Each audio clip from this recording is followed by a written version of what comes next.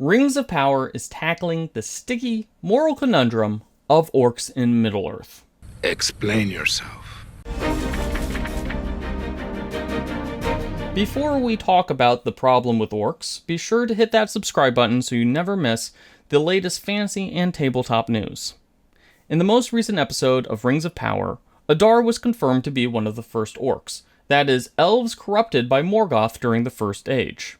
Adar claims that his motivation to conquer the Southlands was to provide his progeny, that being normal orcs, with a home. In fact, he argues to Galadriel that they have just as much of a right to exist as elves, humans, or other creatures of Middle-earth. In fact, Adar rebelled against Sauron for this very reason, killing him, or at least that's what Adar claims, to prevent Sauron's wholesale slaughter of orcs while conducting strange experiments to create a new kind of power, one perhaps that can be contained by a ring. See what you did there?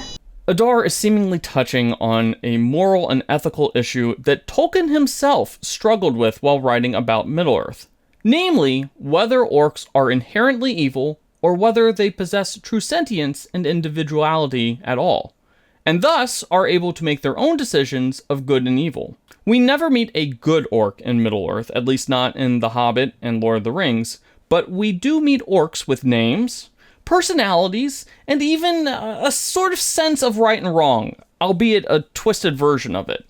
They are not for eating. Tolkien presented readers with multiple origins for orcs, several of which were designed to make orcs more palatable as a universally evil group of creatures.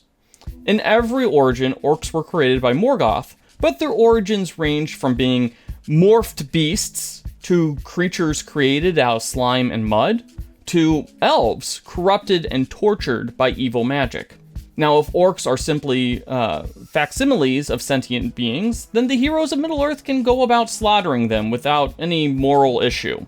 However, the latter option, the one that Rings of Power seems to be sticking to, supposed that orcs were, as the show says, created of the secret fire, that being the power of creation that created the elves, men, and dwarves, and thus possess a soul and true sentience.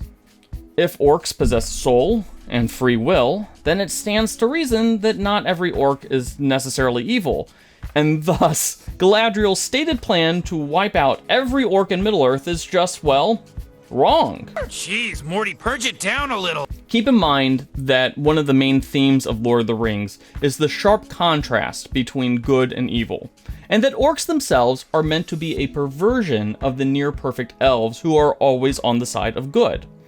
In his personal letters, Tolkien made clear that orcs weren't meant to be a real group of people.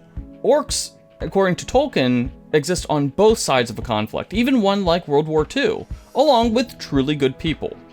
We should also note that Rings of Power is dealing with the seduction of power. This is a story about the fall of Numenor. And we should also keep in mind that Rings of Power hasn't explained how modern-day orcs are made. They refer to Adar as father, but it's unclear if they are birthed through, let's call it, traditional means, or if they are somehow created through, I don't know, mud and slime and evil magic.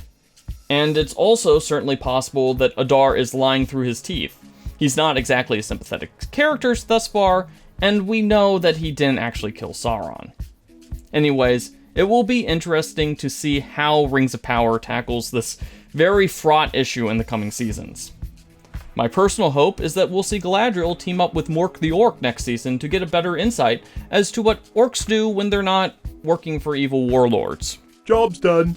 What do you think about the depiction of orcs in Rings of Power? Let us know in the comment section, and be sure to like and subscribe the character sheet.